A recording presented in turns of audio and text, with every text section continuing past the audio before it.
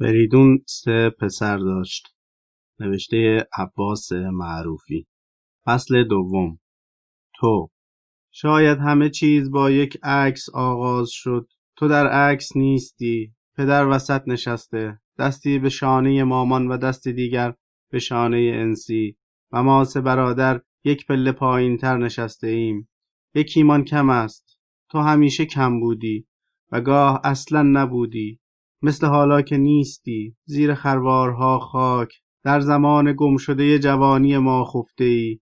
جایی در خاطره های من پشت سپایه دوربین ایستاده بودی و از دریچه دوربین نگاه می کردی با یک چشم بسته منتظر شکار. گفتی گویند که زاغ 300 سال بزید و گاه سال عمرش از این نیز درگذرد.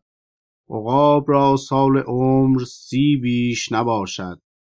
پدر گفت ادبیات بلغور نکن، بنداز. انداختی. تقریبا همه عکس هایی که تو انداختی و بعدها از بین رفت همین جورها بود. شاید در 1-2 تا از عکس ها ما 3 برادر دست در گردن یکدیگر انداخته ایم و انسی جلوی ما نشسته با پیراهن حاملگی آبی رنگ، یا مامان و انسی جای ما نشستند و ما برادرها رفته ایم کنار پدر، و یا مامان و انسی وسط نشستند، من و سعید این طرف، اسد و پدر آن طرف. اما تو در عکس نیستی. همیشه سالهای جوانی تو در زندگی همه ما خالی است. همیشه یک جای دلتنگ است. غمی گوشه خنده‌ات کمین کرده، مثل ابر سیاه دارد از یک سوی آسمان پیش می آید که ویرانت کند. نم اشکی گوشه چشم میماند برای روز مبادا، یا میماند که همیشه بماند. تو خواسته بودی که ما بگوییم چای و انسی گفته بود هلو، تا به رسم دیرینه عکس های یادگاری لبش غنچه شود. اما یادم نیست چرا همه ما زده ایم زیر خنده و آفتاب تند آن جمعه پاییز سال 57 در باغ میگون چشممان را زده است. با ابروهای در هم کشیده ولی خندان به دوربین نگاه می‌کنیم تا رابطه های عاطفی در عکس، آن هم تنها عکسی که برای من باقی مانده، به رسم یادگار خشک شود، مثل جنازه مومیایی شده بماند برای عبرت یا بماند برای ثبت در تاریخ، مثل پروانه رنگی بر سینه دیوار بچسبد و به طور اتفاقی لای کتاب سیزارتا به حرمت یاد تو سالها شهر به شهر بگردد و بماند برای روزگار غریبی من که به دادم برسد و حسرت آن آفتاب و آن خانه و آن آدمها مرا از سردرگمی دردناک به در آورد که هوای تو به سرم بزند. شاید به این آرزو برسم که بتوانم به سراغت بیایم و سینه بر سنگ قبرت بمالم و صدایت بزنم ایرج. بیا مجید، اگه میخوای آدم بشی اینو بخون. چرا انقدر اصرار داری خصلت‌های بورژوایی رو تو من تقویت کنی؟ جنبش چپ ما به کتاب نیاز داره. اسد و سعید که به خرجشان نمیره. یکیشان مثل شیاف رفته توی کون رژیم، آن یکی هم فکر میکنه جهان را فقط مجاهدین میتونن تبیین کنن. 2 روی یه سکه و هر دو مسخ شده. تو حواستو جمع کن. تو اقلن این کتابا رو بخون. ها شدی در قفسه کتاب خانت گشتی. مثلا این سیر روز در شب، یا این گوشه نشینان آلتونا، یا در انتظار گودو، طاعون، بیگانه، شاهلیر، عقاید یک دلقک، چه میدانم، مثلا این حکایت مرد ناشناس. زیر بار سنگینی آن کتاب‌ها کمرم خرد میشد، چشمهام سیاهی میرفت و 4 خطش را هم نمیتوانستم بخوانم. اصلا ضرورتش را احساس نمی کردم. برای چه باید داستان و رمان و شعر بخوانم؟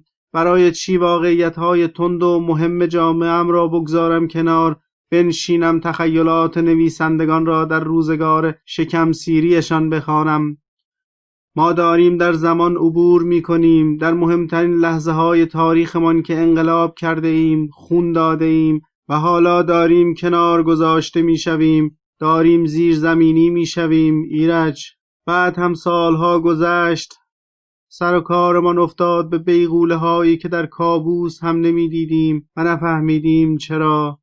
خیال میکردیم داریم در زمان عبور میکنیم، اما زیر چرخ های سیاهش له شدیم. گفتی انقلاب هنوز تمام نشده، فعلا یک مرحله‌شو پشت سر گذاشتیم، باید مبارزه کنیم که قدرت بین مردم تقسیم بشه. و پیپت را چاق کردی و دوباره در کتابخانه دنبال کتاب گشتی. بخون و برو به عمق. سیاست موج سواریه، اما ادبیات یعنی غواصی. شاید همین بهتر که دارن ما رو پس میزنن و انقلاب رو چپو میکنن. یاد بگیریم خودمونو بسازیم، اعتراض کنیم، مبارزه کنیم تا به عدالت اجتماعی برسیم، به سوسیالیسم انسانی، سوسیالیسم همراه با دموکراسی نهادینه شده. بیا اینو بخون.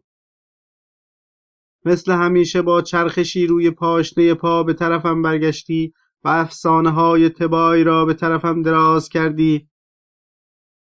اینا هم بخون. خوابگردا، کتابای جامعه شناسی بخون، منشأ انواع بخون، چه میدونم مجید، شاملو بخون.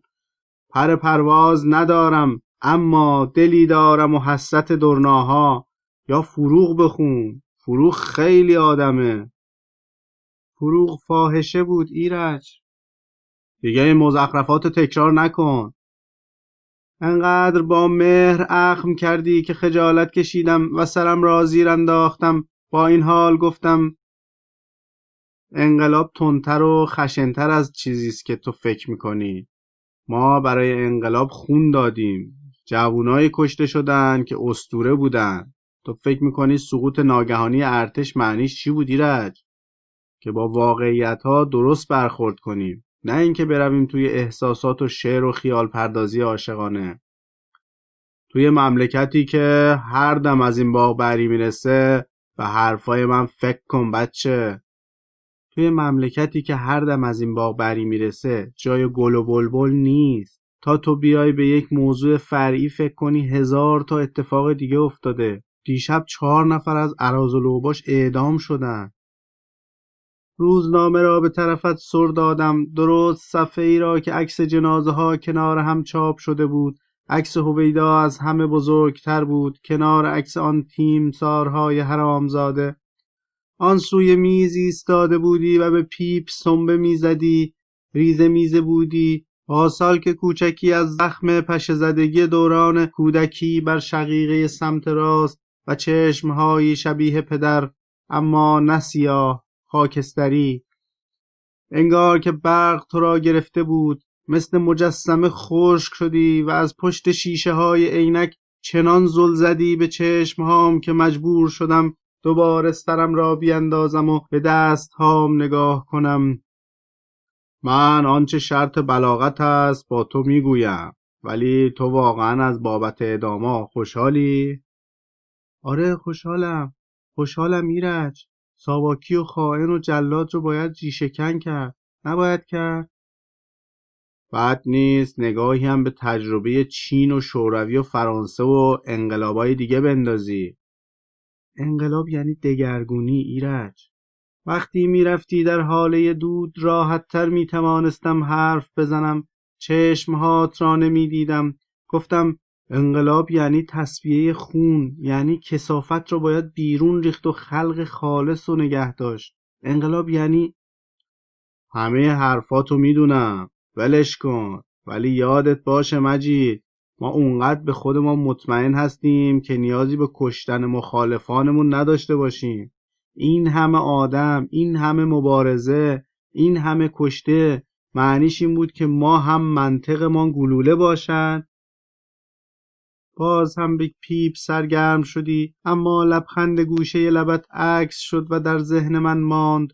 روشن کردی و باز در لایه‌ای از دود پیپ محو شدی.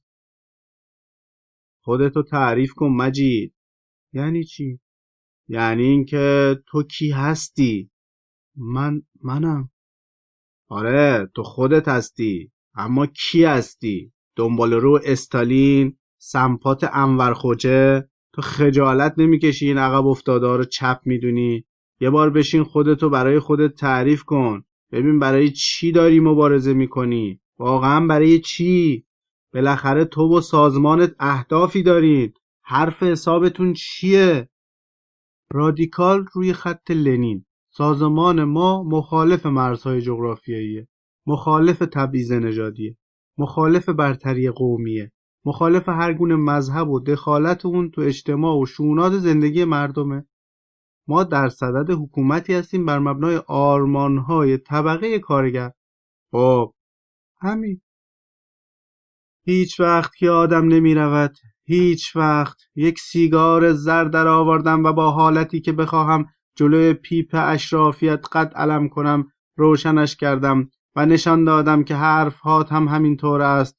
خیلی شایسته بود ایرج، خجالت می کشم. مجید در صندلی عقب یک مرسدس بنز مشکی بین دو مأمور درشتندام نشسته بود و خیال می کرد در آسایشگاه برادران الکسیانا از پشت پنجره دارد به خیابان نگاه می کند. مهدوی گفت: دم آقای خلخالی گرم، تلفن‌ها رو جمع کرده و گذاشته بود توی یخچال که یه وقت چیزی مانع اعدام هویدا نشه. فکر میکنم عکس‌ها و روزنامه‌ها رو هنوز داشته باشم. وقتی رسیدم باید برم سر وقت خرت و پرتام. مهدوی گفت: گازو بگیر آقا، کار داریم. و راننده گاز را گرفت. ماشین با سرعت هولناکی طول اتوبان‌های ترکیه را به سمت مرز ایران طی کرد و مجید خیال می‌کرد که سکوت در بخش 4 آسایشگاه مثل نطهای نواخته نشده در هوا معلق است. روی تخت خوابیده و صداها را میشنود. نیشت هنگ آخن. بله اینجا آخن است.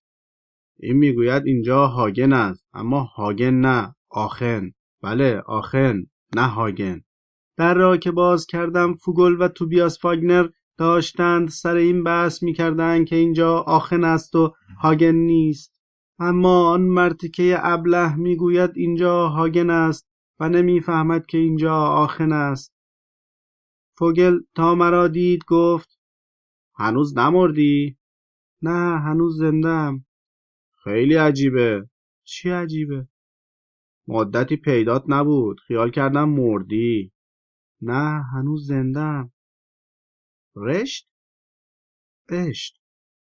خانم یونگمن که صدای ما را شنیده بود ملتمسانه گفت: خواهر، خواهر. درختها وقتی از شیشه ماشین نگاه می‌کنی که با سرعت به عقب پرتاب می‌شوند، یاد معلم کلاس اول دبستان می‌افتی که ناظم مدرسه هم بود و هر روز صبح در یک صف به راه می‌افتاد و با هر دو دست یکی در میان پس گردنی می‌زد تا ببیند کی هست کی نیست. از سر صف که شروع می‌کرد ما دلهره می‌گرفتیم. می‌آمد و وقتی رد می‌شد توی دلمان می‌گفتیم حالا می‌زند، حالا می‌زند، حالا می‌زند. زد. یک تف پنهانی زد و مالید. تمام. زیر چشمی دو طرفش را هم پایید و راننده را از توی آینه نگاه کرد که فقط ابروها و پیشانیش معلوم بود، با چند چین افقی در شقیقه ها و چند خال مو که روی پیشانیش فرو آمده بود. داشت جاده را می‌بلعید و با سرعت می‌رفت. همیشه اعلامیه هام را توی قطار می‌نوشتم. بر پدرش لعنت. وقتی سرعت می‌گرفت ذهن من شروع می‌کرد به فعالیت و تند می‌نوشتم. آلمان را به خاطر راه آهن سراسریش همیشه دوست داشتم. آلمان یعنی راه آهن سراسری که اگر نداشته باشدش روستای بزرگی است با میلیون‌ها آدم سرگردان منتظر در جاده‌ها که انگشت شستشان را به طرف مستقیم حواله می‌دهند. دست‌هات را ضرب دری گذاشته بودی به شانه‌هات. من درد در رگانم، حسرت در استخوانم، چیزی نظیر آتش در جانم پیچید. و صدای ناله مانندت در راه رو میپیچید. مامان آمده بود بر درگاه اتاق. باز چی شده؟ گردنم مال خودم نیست مامان. درد داشتی، توی زندان مدتی ایستاده خوابیده بودی توی کمد قبل از همان مصاحبه تلویزیونی. گفتی دردش میمونه که میمونه. مامان رفت و با ویکس برگشت. خیلی خوب، بخواب ببینم. پیراهنت را بالا زد و شروع کرد به مالیدن چند پاره استخوان. مثل جوجه سال قحطی موهای جلو سر مامان داشت سفید میشد و من تا آن روز دقت نکرده بودم.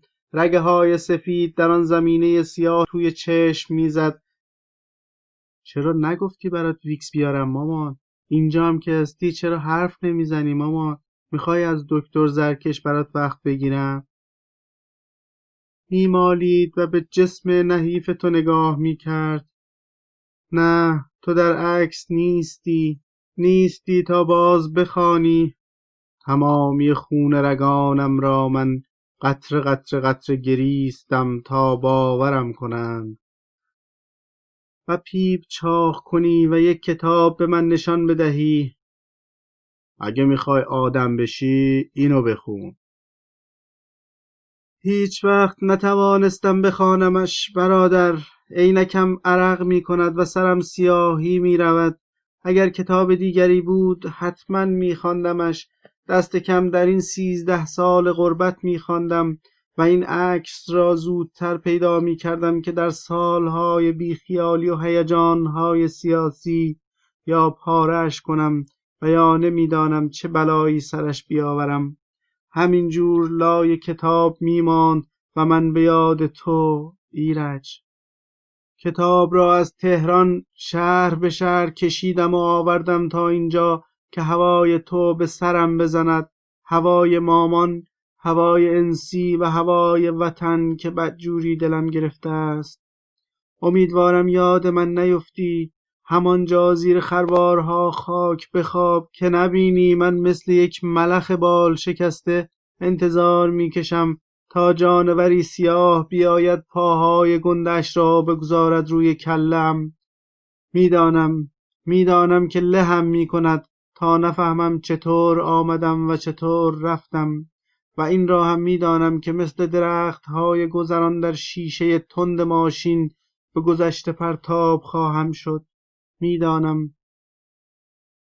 به زمان فکر نکن، به تصویرها فکر نکن، به اتوبان فکر نکن، به سرعت فکر نکن، به درختهای گریزان فکر نکن، به مامان فکر نکن. به دود سیاه خیره شو که حلقه حلقه بالا می آید. لحظه ای سرگردان می ایستد و بعد از پنجره ماشین می گریزد. به من هم فکر نکن، به خاک فکر نکن، به تنهایی فکر نکن. منتظر باش تا در اتاق باز شود و مردی خوشپوش و ریشو بیاید تو، لبخند بزند و بگوید سلام علیکم. سرم را که بلند کردم بدنم شروع کرد به لرزیدن. نمیدانم چرا، اما لرزی تمام وجودم را گرفته بود که نمیتوانستم بر خودم مسلط شوم. فقط توانستم بگویم شمایید؟ مهدوی هستم. گذرنامه جدید شما رو آوردم. مبارک است انشالله. دست در جیب بغلش کرد و پاسپورت قهوه‌ای ایرانیم را در آورد. بله، قرار نبود امروز بیای. بر اساس آنچه خانم مددکار شما میگفت 1 ساعت هم 1 ساعت بود، 1 روز هم 1 روز بود. تصمیم گرفتم به محض آماده شدن گذرنامه خودمو برسونم. ببینید گذرنامه شما همین امروز صادر شده. و کمی آمد جلو که تاریخ را به من نشان بدهد. پاسپورت را از دستش گرفتم و بی آنکه نگاه کنم در جیبم گذاشتم. ولی من با دوستان خداحافظی نکردم. امروز چند شنبه است. 3 شنبه. اتفاقا کمی زود رسیدم و از نگهبانی سراغ شما رو گرفتم. گفتن که در کارگاه هستید. کمی با ماشین در شهر چرخیدم و دوباره برگشتم. راستی توی کارگاه چه کار میکنید؟ شمعدان را نشانش دادم، به اندازه نیم قد انسان بود. یک شمع هم از پرستار گرفته بودم و گذاشته بودم روش. البته هنوز کار داشت، باید بیشتر صیقل می‌خورد و کمی ظریف کاری های دیگر. اما پرستار گفت: تو این اخلاقت اصلا خوب نیست. موقع ورود به کارگاه همیشه دیر میرسی و موقع خروج چند بار باید بهت تذکر داد. نگاه کن، هیچ کس تو این کارگاه نیست و تو ولکن نیستی. هیچ کس نبود، همه سر و صداها خوابیده بود، نه آدمی نه صدایی، هیچ.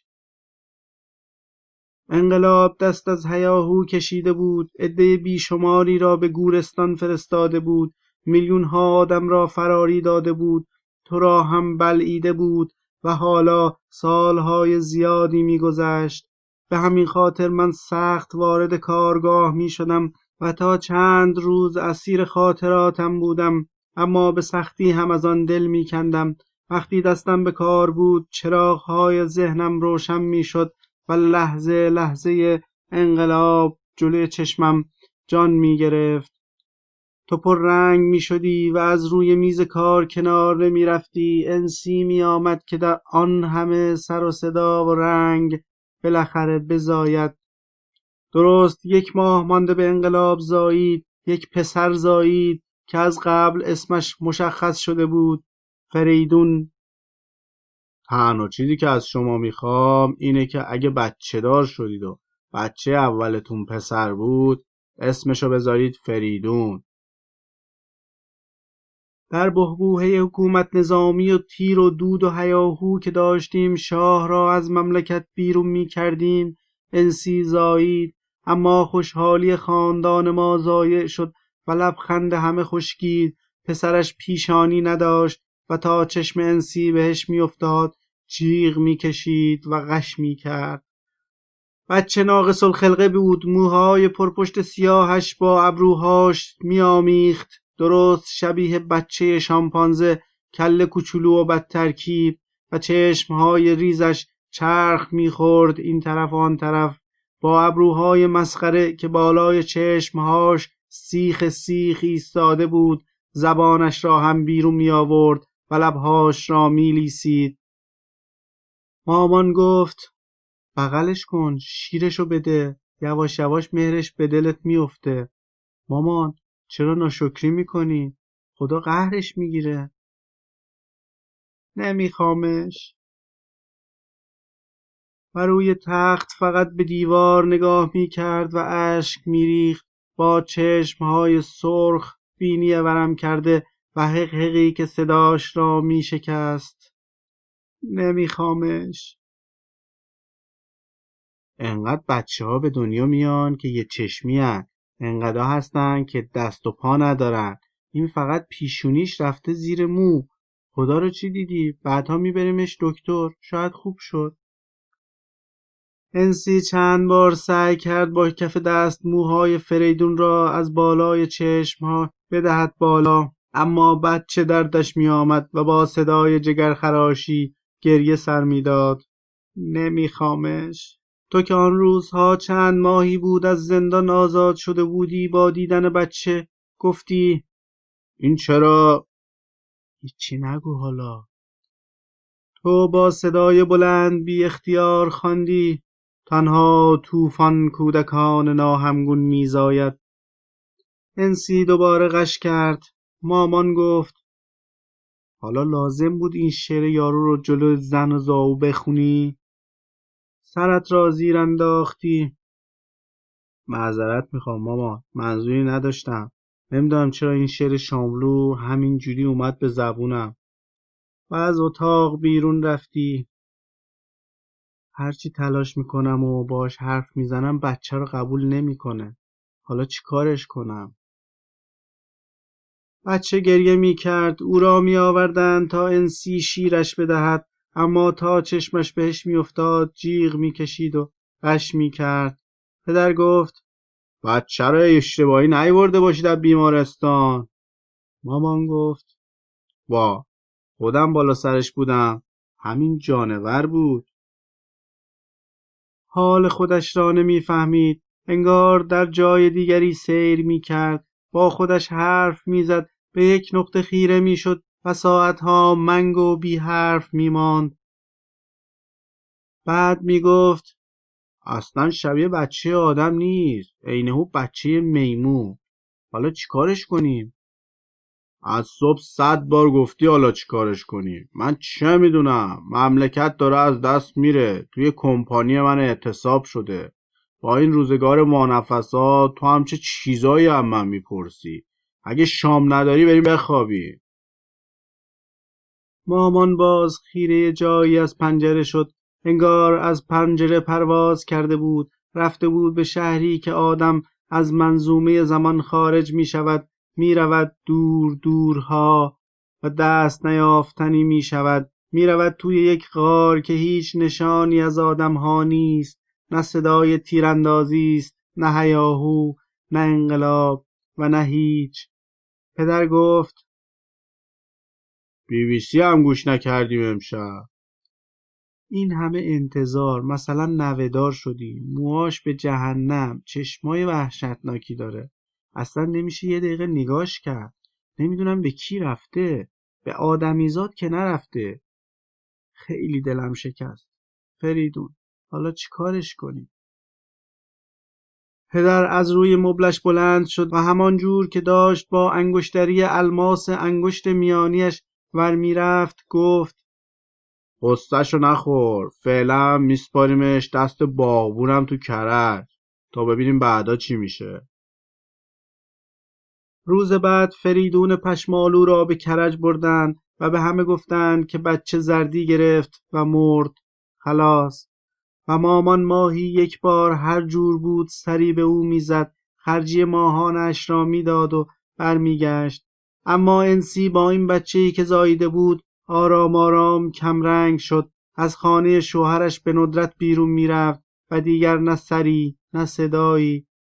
خانه پرزرق و برق ما عزاخانه شده بود. سیسمونی، عروسک‌ها، لباس‌ها، تخت و کمد، آن همه کاغذ رنگی آویخته به دیوار، انبوه فراوانی از بادکنک که به اینجا و آنجا آویزان بود، حتی به ستونهای سنگی. آن همه رنگ مثل همان بادکنک‌ها معلوم نشد کی ترکید و معلوم نشد چطور یک بار محو شد. پرستار دست در جیب شلوار کرده بود. در سکوت مطلق کارگاه به یک نقطه از میز خیره شده بود. یعنی وای به لحظه‌ای که طاقتم از دست تو طاق شود. ابزار کارم را توی کشوی میز گذاشتم. شمعدان را برداشتم و راه افتادم. پرستار که پشت سرم راه می آمد موقع قفل کردن در کارگاه گفت دفعه بعدی باید منظم باشی آقای امانی. اوکی؟ قول بده. قول میدم. مهدوی که داشت شمعدان مرا ورانداز میکرد یک باره برگشت و با تعجب خیره‌ام شد. متوجه نشدم چی فرمودید؟ خودم را جمع و جور کردم. گفتم قرار بود شما چهارشنبه ساعت 4 بعد از ظهر تشریف بیارید، ولی ظاهرا برنامه‌تون کمی تغییر کرده. الان چه ساعتیه؟ و به ساعت مچیم نگاه کردم. 5:30 بود. با پاهای از هم گشوده گوشه اتاقی ایستاده بود و به در و دیوار نگاه میکرد. کفشهاش خیلی بزرگ بود، مشکی و بزرگ. صندلی را نشانش دادم و گفتم بفرمایید بنشینید. پالتوی قهوه‌ای بلند تنش بود با دگمه‌های باز، کت و شلوار قهوه‌ای و پیراهن سفیدی که دگمه‌هاش را تا به آخر بسته بود. انگار تازه از حمام در آمده. برق میزد و با سرپنجه ریشش را به پایین میکشید و سرش را آرام تکان میداد. وقتی نشست گفت حوصله شما اینجا خیلی سر میره نه؟ لیوان تمیزی از کمدم در آوردم و روی میز گذاشتم. بریزم؟ چند سال است که اینجایید؟ 4 سال. و فلاسک در دست هام می لرزید. آقای مهدوی کمک کرد و برای خودش چای ریخت و من نگاهش کردم. ابروهاش موقع حرف زدن حرکت می کرد. بالا و پایین میرفت. پدر میگفت همه کسایی که موقع حرف زدن ابروهاشون تکون میخوره افسونگرن. مامان گفت کسانی هم که ابروهاشون به هم پیوسته است حسودن. گفتم حسود هرگز نیاسود. مهدوی گفت بله اینجا هم حسادت و بخل و اینجور چیزا فراوونه. این خصیصه ملت ماست. چی گفتید؟ چیز خاصی نگفتم. شما برادر من اسدامانی رو میشناسید؟ از نزدیک نه، ولی به ایشان ارادت دارم. اخوی شما شخصیت مهمی است در نظام مقدس جمهوری اسلامی. البته دیگران هیچ اهمیتی ندارن. اتفاقا برعکس، همه انسان‌ها در نظام مقدس ما دارای ارزش هستند. ما می‌خوایم به جهان اثبات کنیم که دارای بالاترین دین و بیشترین حرمت به افراد هستیم. شما فکر می‌کنید ما برای چی اینجاییم؟ دقیقاً به خاطر شما و امثال شما جناب امانی. شما می‌دونید ما چی کشیدیم؟ به زودی وقتی از اینجا خلاص شدید همه چیز عوض میشه. شما باید آرامش و هویت خودتون رو به دست بیارید. و این خراب شده هویت هموطنان ما لکه‌دار شده. هر کس به نوعی آسیب دیده. الحمدلله خودتون با درایتی که داشتید به درک و فهمی رسیدید که برای ما نعمت محسوب میشه. ما قدر این لحظات و تک تک افراد رو به خوبی میدونیم. من واقعا خوشحالم. ولی من دلشوره دارم و خیال میکنم که خدا کمکتون کرده که به این بلوغ سیاسی رسیدید. به نظر من اگه قرار آدم در آسایشگاهی زندگی کنه که دیروزش با فرداش فرقی نداشته باشه، باید سریعاً وضع خودش رو تغییر بده. یعنی باید هجرت کنه و تاریخ ما با هجرت آغاز میشه. شما که خب وضعیتی فوق‌العاده دارید. پدر شما حاج آقا امانیه، از اشخاص سرشناس انقلاب اسلامی. عموی شما شهید امانی از اشخاص مؤثر نهضت اسلامی بودن و از سران فدایان اسلام. خدا رحمتشون کنه. و برادرتون تو در عکس نیستی. آن روز تازه از زندان آزاد شده بودی و ما همه در باغ میگون دور هم جمع شده بودیم تا عکس بگیریم. پدر وسط نشسته بود. طرف راستش انسی بود و طرف چپش مامان. اسد هم وسط نشسته بود، درست جلوی پدر، و دستهای پدر روی شانه‌های او بود. من و سعید هم انگار دو بال این کرکس خاموش بودیم که با هر حرکتی او را به اوج برسانیم، به جایی که دیگر خودمان نقشی نداشته باشیم. این عکس حرف میزند ایرج، ولی تو دیگر نیستی تا بخوانی. آدم و بویناکی دنیاهاش یکسر دوزخی است در کتابی که من آن را لغت به لغت از بر کردم تا راز بلند انزوا را دریابم. یک بار هم چند سال پیش یادت افتادم و رفتم استکهلم. شعرخوانی احمد شاملو بود. گفتم بروم شعرخوانی مرشدت را ببینم. آن روزها از کله‌ام آتش می‌بارید، عین کوکتل مولوتوف هایی که وقتی پرتاب می‌کردیم در تانک باز می‌شد و یک گروهبان بدبخت به حالت تسلیم بیرون می‌آمد. من به این قصد رفته بودم که یک گوجه فرنگی گندیده حرام شاملو کنم تا رخسار زردش رنگ بگیرد. شاید هم یاد تو افتاده بودم. حالا یادم نیست. برای بچه‌های سازمان برای من بلیت جور کرده بودند و ما همه آماده بودیم. اما خیلی عجیب بود ایرج. تو فکر کن 1200 نفر آدم از راه‌های دور آمده بودند آنجا که شاملو را ببینند. صندلی‌ها پر بود. دور تا دور سالن آدم ایستاده بود و هر کس یک شاخ گل میخک دستش بود. عده زیادی هم گل به دست بیرون درها مانده بودند و به خانه‌هایشان نمی‌رفتند. مانده بودند که صدای او را از بلندگوها بشنوند و من صدای تو را میشنیدم. چراغی در دست، چراغی در دلم، زنگار روحم را صیقل میزنم، آینه‌ای برابر آینه‌ات میگذارم تا از تو ابدیتی بسازم. کجایی؟ ما از اتوبان‌های ترکیه با سرعت می‌گذشتیم. کامیون بزرگی آن جلوتر زده بود به نرده‌های وسط اتوبان و چپ کرده بود. جعبه‌های مرغ از بالای کامیون پخش شده بود وسط اتوبان. مرغ‌ها پرپر می‌زدند، می‌جهیدند، می‌خوردند به شیشه ماشین‌ها و شلپی می‌افتادند. خون اتوبان را گرفته بود و مرغ‌های سپید بال بال زنان آش و لاش می‌شدند. مهدوی گفت: آقا جاده رو ببندیم، این زبون بسته ها رو نجات بدیم. در طرف مقابل ماشین ها سرعت داشتند و مرغ های سردرگم را پرپر می کردند. قیامتی بود. تعدادی از ماشین ها زده بودند بغل و زن چاقی داشت دنبال یک مرغ پا شکسته می کرد. بقیه مردم می خندیدند و کامیون چپ شده هنوز چرخهاش می چرخید. چند مرغ جلوی آن همه چشم به سویی فرار کردند و لای لاستیک های سیاه غیب شدند. آن وقت پر مرغ شیشه ماشین ما را پوشاند. بنی صدر گفت: بسیار خوب، و سکه انداخت و دوباره شروع کرد، اما کاری نمیتوانست بکند. مرغ های زبان بسته میرفتند زیر ماشین ها، خون کف جاده راه میافتاد و پر مرغ صفحه مانیتور را میپوشاند. مهدوی به راننده گفت: آقا از این بغل بنداز، زودتر بریم وگرنه گیر میافتیم. راننده از شانه خاکی جاده انداخت و برای مرغ‌های نیمه جان بوق زد. مهدوی گفت: خب میگفتی رجوی چی کار میکرد؟ گفتم: کجا؟ گفت: پاریس. گفتم: آها، داشت با یکی پینگ پونگ بازی میکرد.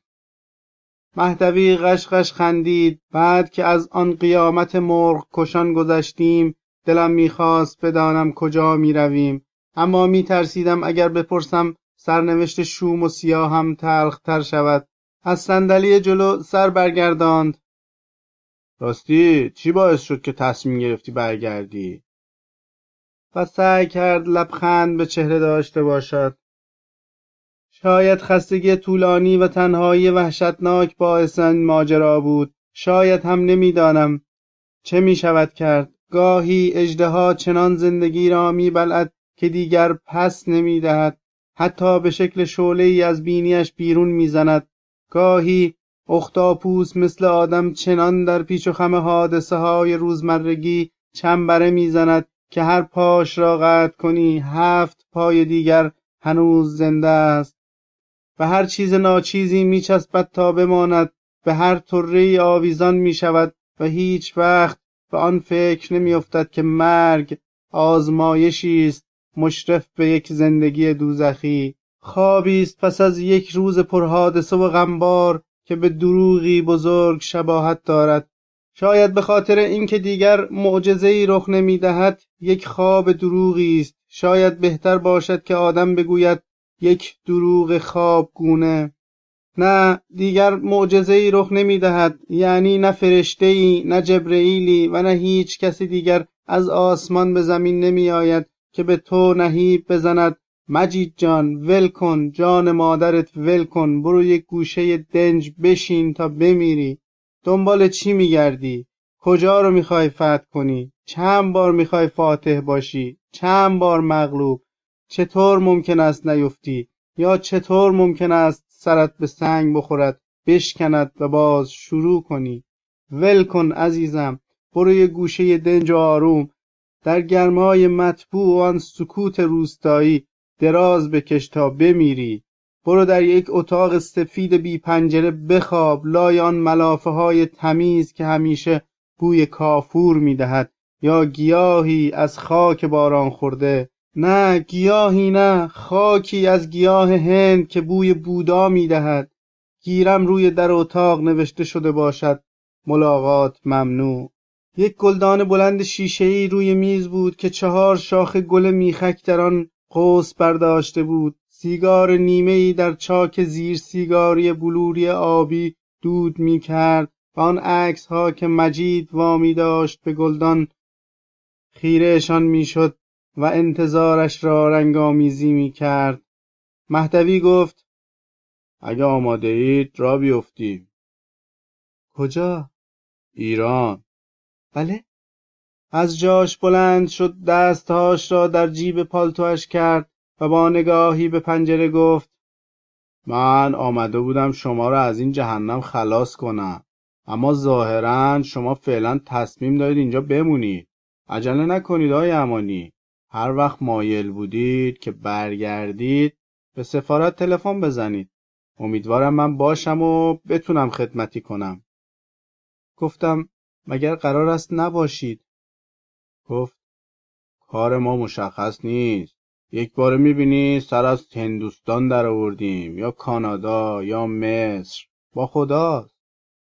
دستش را دراز کرد. به هر حال خیلی خوشحالم که با شما.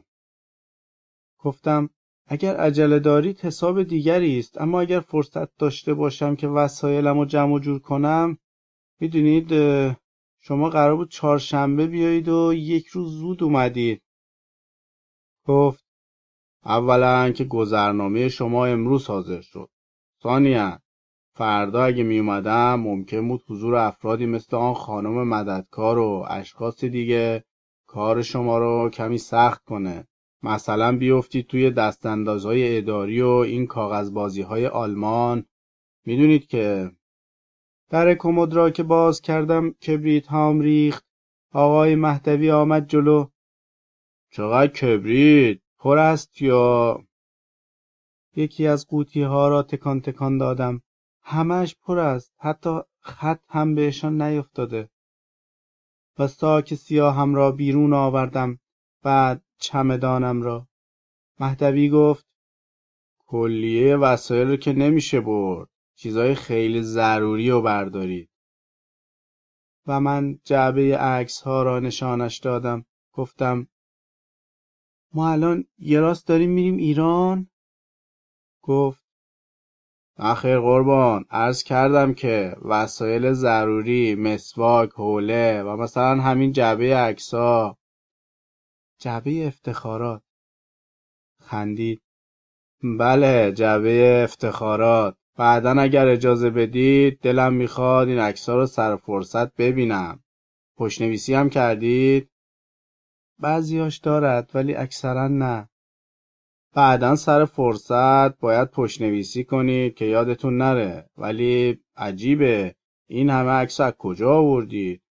اینا قسمت کوچیکی از عکسایی که تا به حال گرفته شده. میدونید چقدر دیگران از ما عکس گرفتند و ما کوچکترین اطلاعی از اونا نداریم. مثلا در تظاهرات جلوی سفارت کسایی که میخواستن برای دادگاهشان سندی ببرن عکسی هم با ما میگرفتن.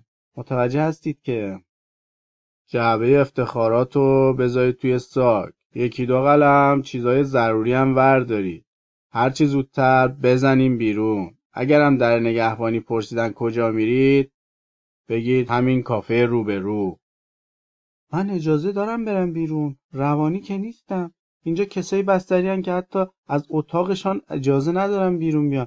ولی من ساکو بدید دست من، هرچی زودتر را بیفتید. لحظه‌ای در مورد عکس‌ها مردد شدم و بعد فکر کردم موضوع را با خودش در میان بگذارم.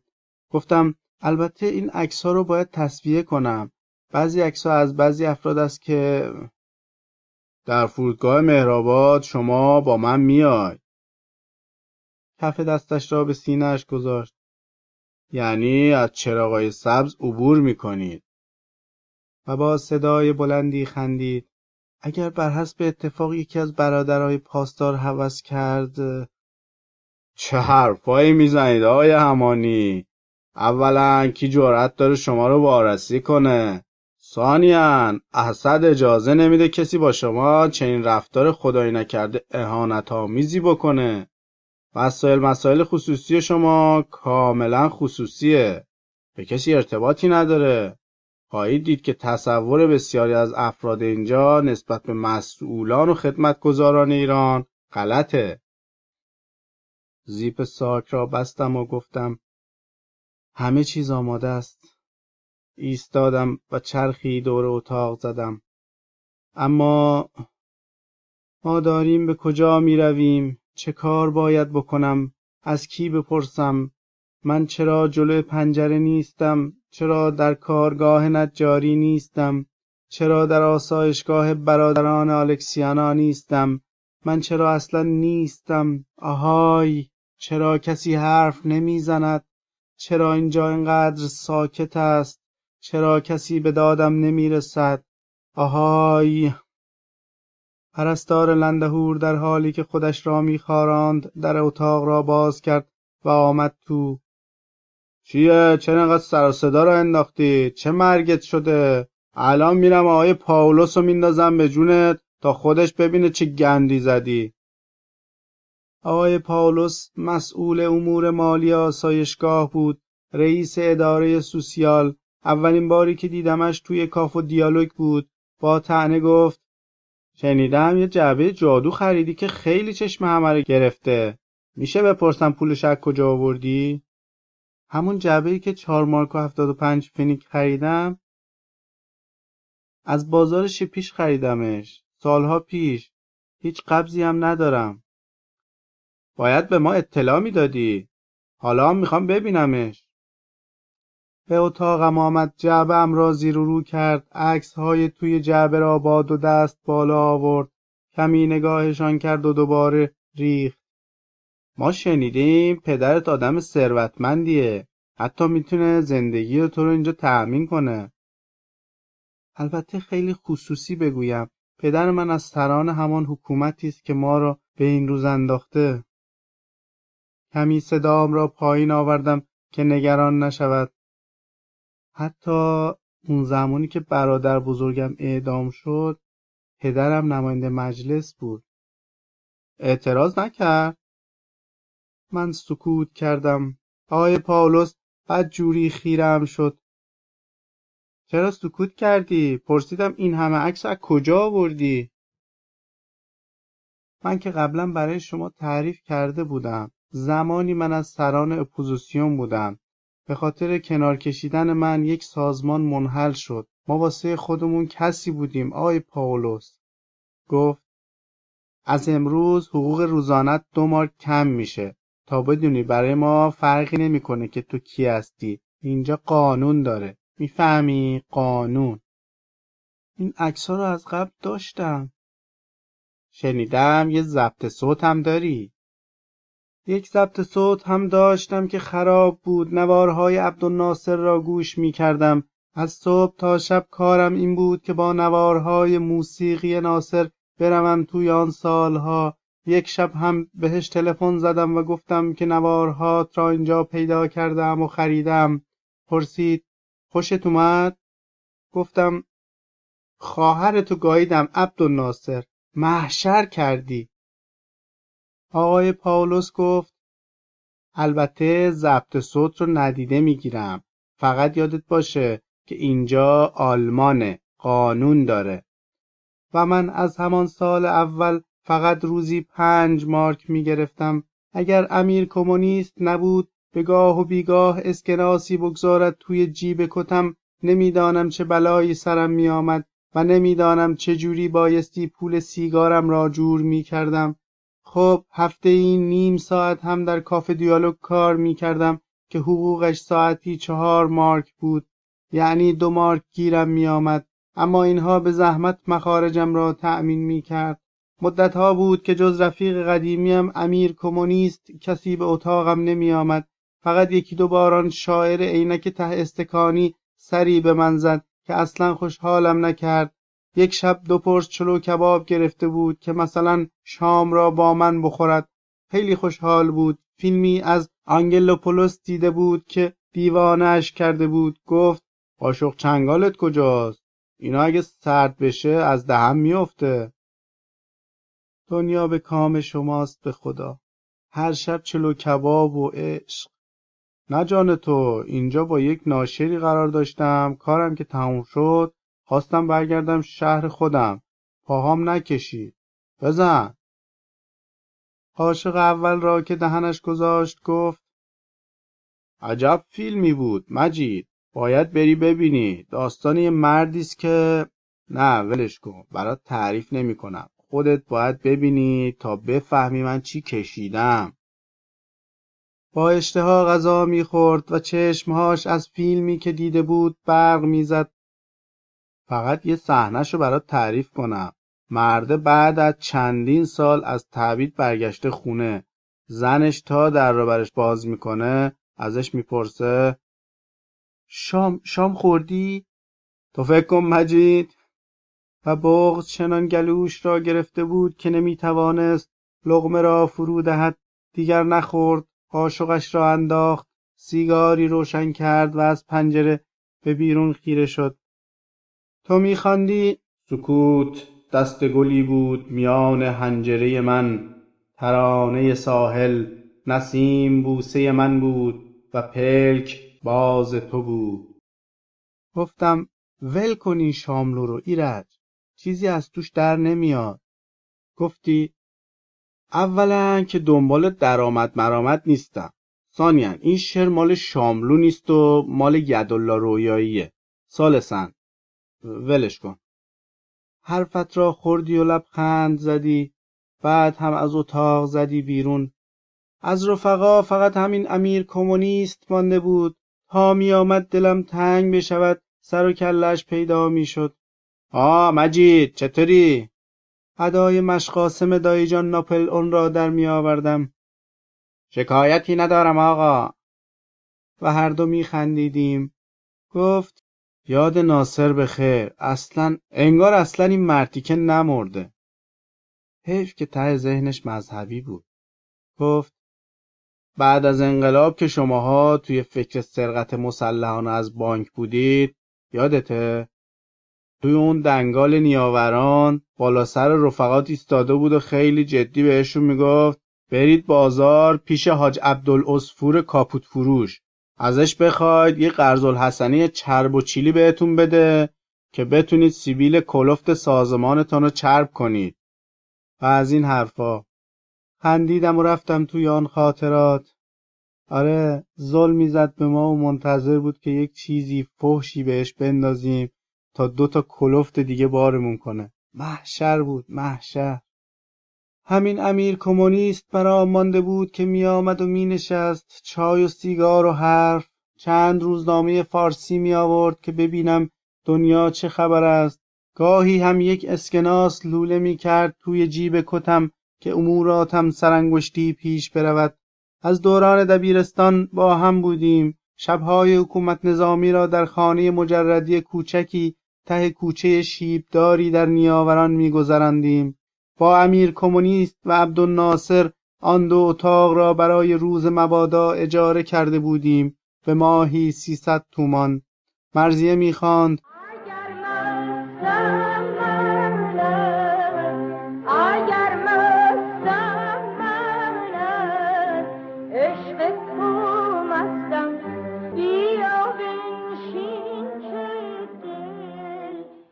ناصر گفت یعنی ایستاده نمیشه؟ گفتم زر نزن بابا.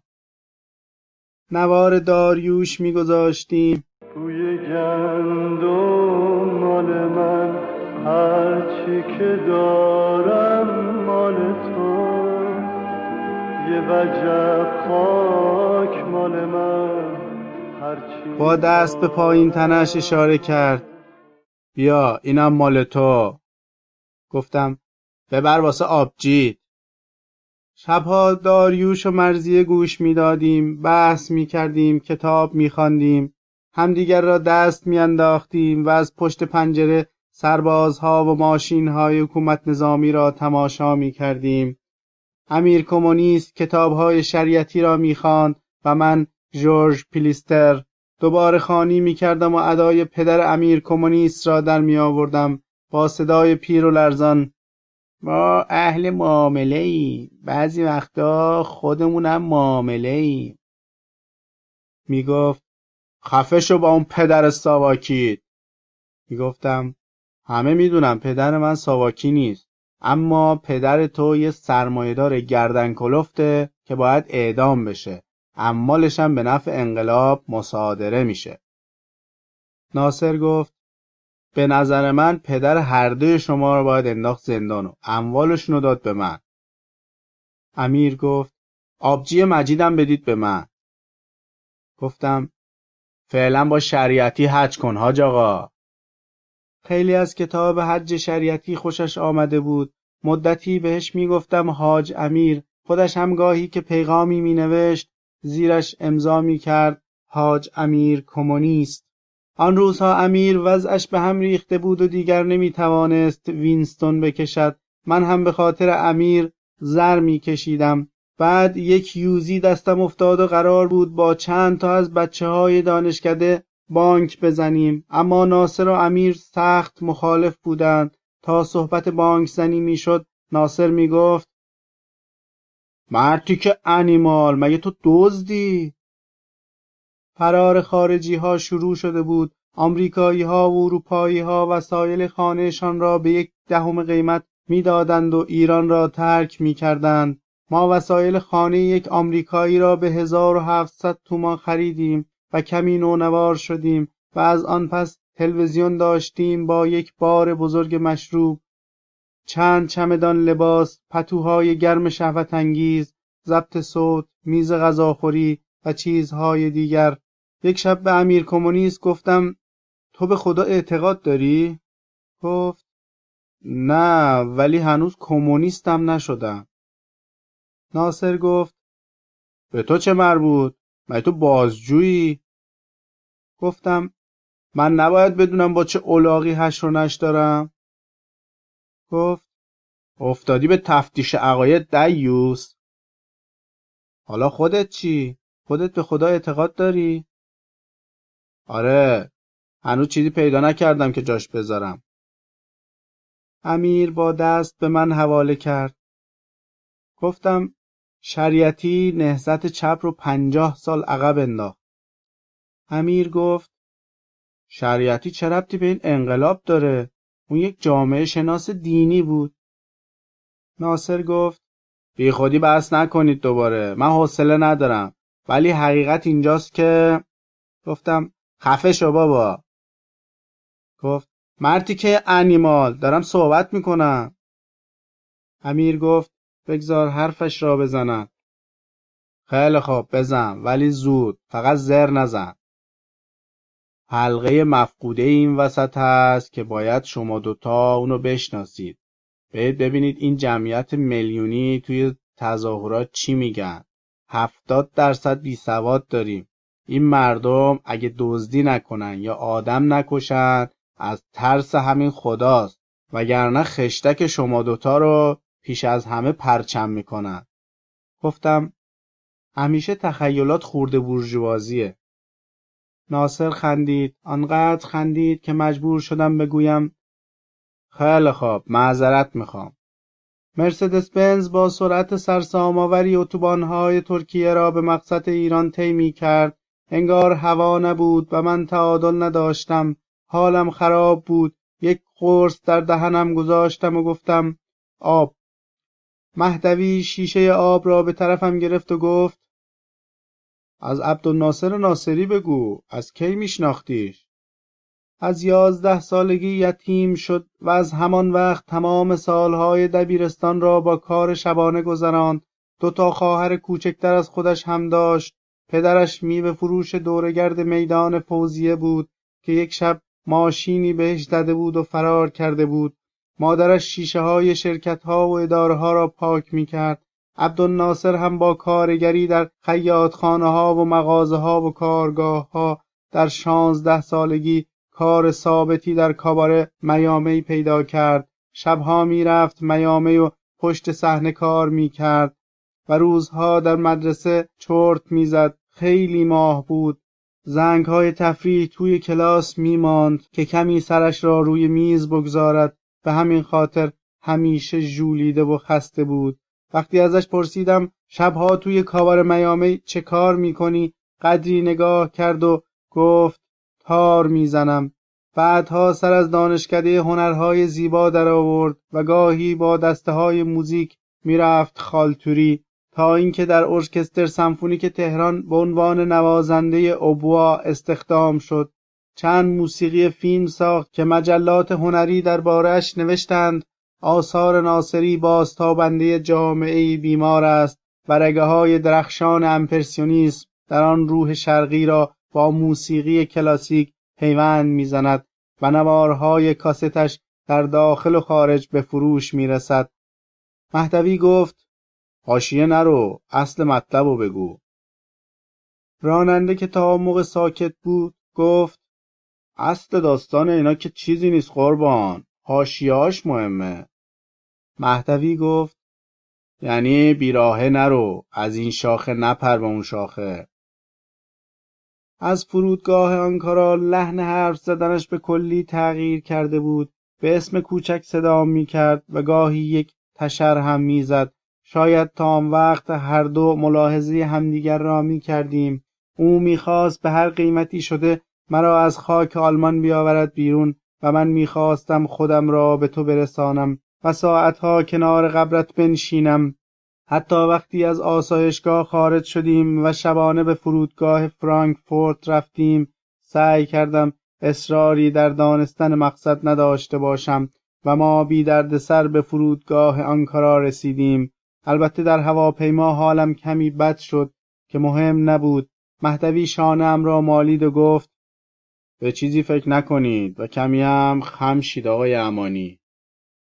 راننده به شکل خطرناکی از سمت راست دو تریلی که راه نمیدادند سبقت گرفت و از لای دندانهاش گفت مادر جندا و از توی آینه جاده را نگاه کرد. لبخندی هم از سر رضایت به من زد.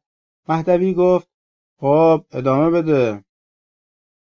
از یک جمله کتاب کاپیتال خوشم آمده بود و داشتم یادداشت می‌کردم که فردا در چهارراه داس و چکش خرج کنم. امیر کله کشیده بود که ببیند چه می‌نویسم. گفت ای اپورتونیست چپ نما.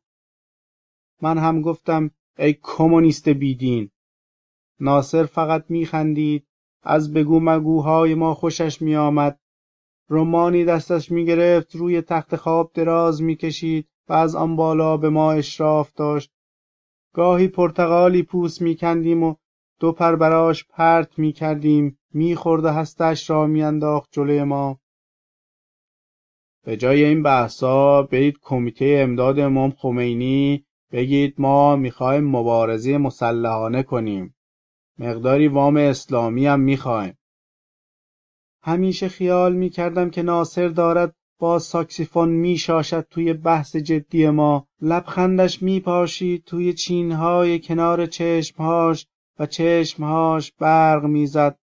من و امیر کتاب‌ها را عوض می‌کردیم. او کاپیتال می‌خواند و من شریعتی. بهش گفتم امیر اگه کمونیست بشی جان جانان من میشی. اصلا ماشینمو میدم بهت. میگفت اگه آبجیتم بهم بدی این کارو نمی‌کنم. یه چیز الکی به مادرت گفتم که خیال کنه هر کی موهاش بور باشه کمونیسته. بعد هم که به شوروی فرار کردم 3 ماه در یک گتو منتظرش ماندم تا زندانش تمام شود و خودش را به من برساند. اما نشد. رابطش کی بود؟ یکی از بچه‌ها. مهدوی برگشت. تو چشمهام نگاه کرد، به آرامی پلک زد و سرش را چند بار تکان داد. مهم نیست. بعد هیچ وقت نفهمیدم چرا من از شوروی فرار کردم. نه توده‌ای بودم نه اکثریتی. بعد بچه‌های سازمان مرا به آلمان رساندند که 6 ماه در هایم کمنیتس ماندم و باز هم خبری از امیر نشد. چند سالی همدیگر را گم کردیم تا روز سخنرانی من در یک سالن کثیف بوگندو که معلوم نبود چرا کف سالن آب ریخته بودند در شهر هانوفر دیدمش. در طبقه دوم یک ساختمان قدیمی که گچ دیوارهاش لکه لکه ریخته بود و جاهای سالمش قلب تیر خورده کشیده بودند یا با زغال چیزی نوشته بودند. از راهروهای پیچ در پیچ و تاریک مثل فضای فیلم‌های سامپکینپا گذشتیم و رسیدیم به آن سالن که نفهمیدم چرا خیس بود. عده‌ای هم آنجا منتظر بودند که من برایشان سخنرانی کنم. امیر را آنجا دیدم و بعد آن شاعر عینک ته استکانی را دیدم که با چند نفر آلمانی داشت حرف میزد. آن شب من عملیات فروغ جاویدان را یک قیام مهم تاریخی شمردم. مهدوی گفت عملیات مرصاد. بعد هیچی، سخنرانیم به نیمه رسیده به هم خورد. بعد امیر کمونیست آمد و از شخصیت من دفاع کرد و همان شب فهمیدم که سعید در عملیات فروغ جاویدان کشته شده. مهدوی گفت چطور خبر داشتی؟ برادریتون به کنار، چه سیاسی کاری بودی؟ سخنرانی من 1 هفته بعد از فروغ جاویدان بود. مرصاد. بعد موقع برگشت توی قطار هر سه با هم بودیم. شاعر عینک ته استکانی میگفت که خراب کردم و ناشیانه دارم میروم توی خط مجاهدین. گفت مرد حسابی، وقتی بلد نیستی حرف بزنی خب نزن. تو ناسلامتی سیاسی کار قدیمی هستی. من به حرمت برادرت ایرج راه افتادم دنبال کارای تو، وگرنه مرض ندارم که. من که کارگزار سازمان تو نیستم. جلوی این روزنامه‌ها خرابمون میکنی. تو چطور نفهمیدی که عملیات فروغ جاویدان یک تله وحشتناک بود تا عده‌ای از سران مجاهدین تصفیه شن؟ مگه نمیدونی اینا هر چند سال یه بار گنده‌های دست و پاگیرشان رو تصفیه میکنن که کسی نتونه به کمربند سرخ نزدیک بشه؟ میخوای کار سازمانی بکنی؟ چرا پای ما رو میکشی وسط؟ این اصلا کار سازمانی نیست. من فکر کردم که چون این عملیات علیه رژیم بوده باید حمایت بشه. جوری به من خیره شد که یاد تو افتادم ایرج. خجالت کشیدم و سرم را زیر انداختم. گفت یه قطره از خون آن برادر توی تن تو نیست. عزیز من، آقای من، چرا نمیفهمی؟ مجاهدین اسم عملیاتشان را میگذارن فروغ جاویدان و از غرب به ایران حمله میکنن.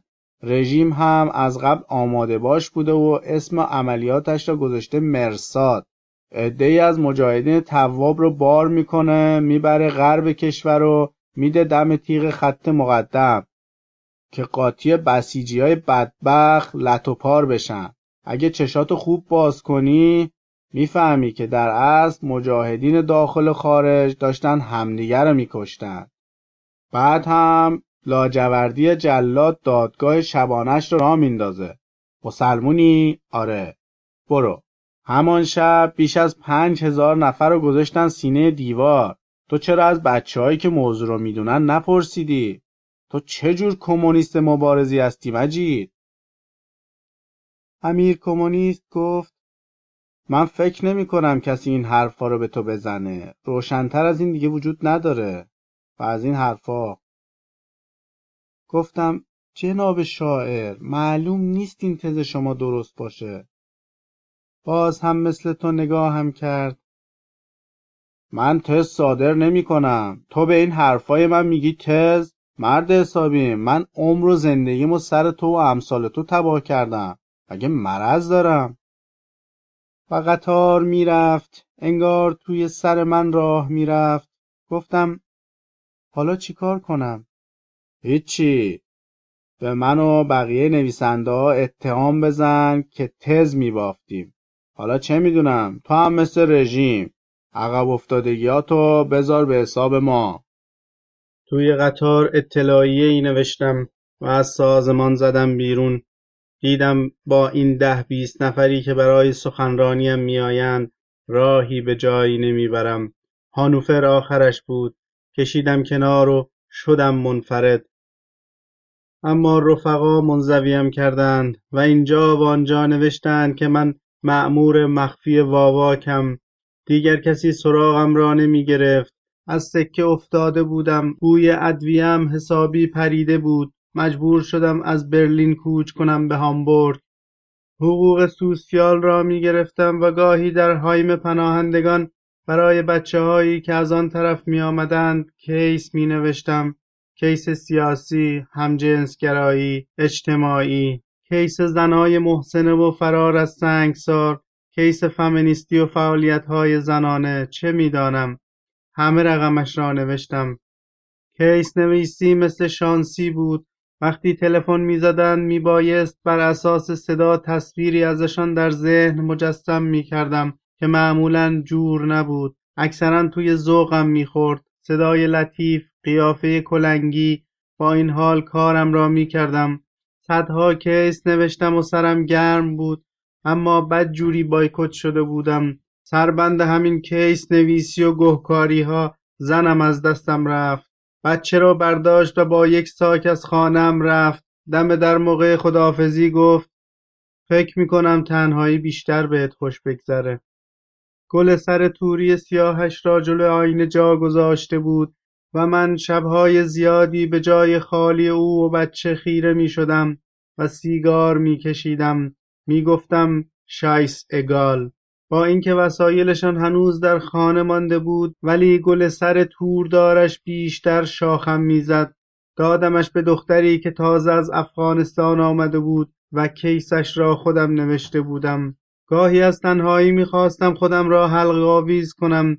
گاهی میرفتم توی خط قطار میایستادم که قال قضیه را بکنم و گاهی راه رفتنهای بی مقصد در خیابانهای دراز هامبورگ، کنار اسکله ها، نزدیک پلها، توی آشیانه مرکزی قطار، جایی که جوانها با سگشان می آمدند. بساطم را جمع کردم و رفتم هانوفر. آنجا بدتر بود. دوام نیاوردم. افتادم به عرق خوری که لش می شدم و مغزم از کار می افتاد. ستاره ها که در می آمدند، چراغ های مغز من یکی یکی خاموش می شد. شیشه عرق را می گذاشتم جلوم و شروع می کردم. آنقدر می نوشیدم که سست و بیحال پای تلویزیون خوابم ببرد. حوصله کار نداشتم و به همه چیز بی تفاوت شده بودم. بعد با کمک امیر کمونیست رفتم کلن. در آنجا مستقر شدم. گاهی هایم پناهندگان و نوشتن کیس، گاهی پرسه زدن در خیابان. روزگار میگذشت. دلم میخواست نوار سخنرانی هام را میداشتم که شبها گوش کنم و در خاطرات پرشور آن سالها غوطه‌ور شوم.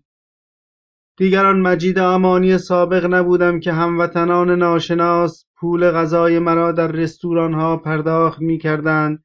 دیگر کسی مرا نمی‌شناخت و من به زندگی یک نواخت خودم عادت کرده بودم. تجربه‌های تازه، چند ماه زندگی با یک دوست دختر ایرانی که کیسش را خودم نوشته بودم و هنوز معلق بود.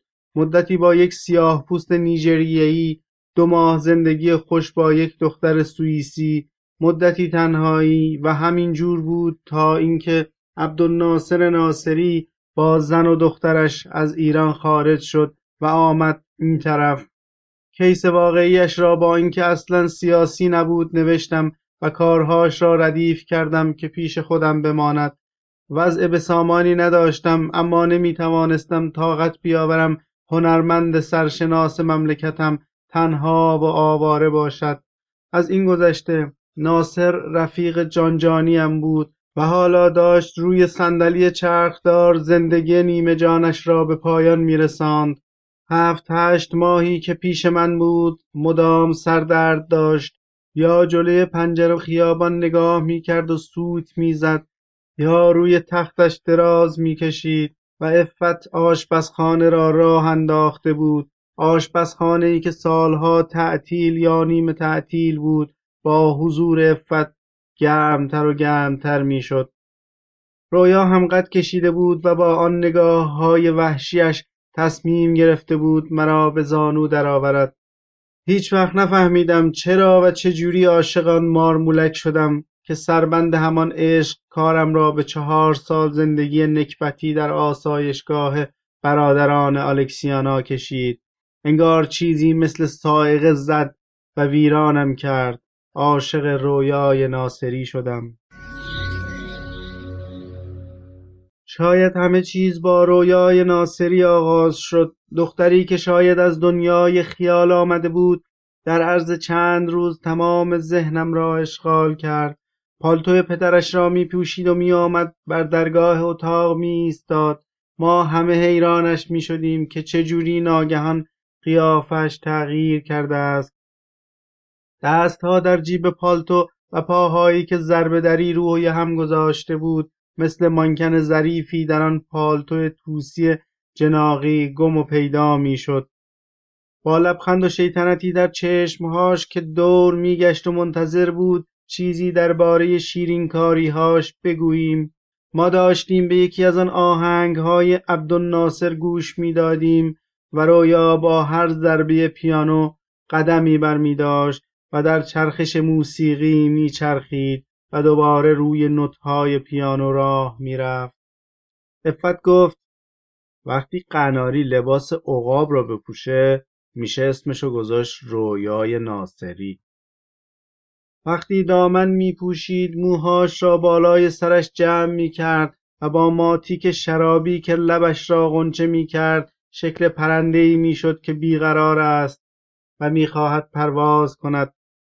و من مبهوت این دختر بودم که با هر لباسی شخصیتی دیگر میافت. یک بار که میخواستیم برویم خرید صدای عبدالناصر را شنیدم که در راه رو میگفت اینجوری میخوای بری؟ با لباس عمو مجید؟ از اتاق بیرون آمدم، دیدم کت و شلوار مشکی مرا پوشیده و کمر شلوار را دوبار تابانده و با کمربند کوچکی به تنش بند کرده. پارچه ها را یکلا بالا زده و جلوی در منتظر است.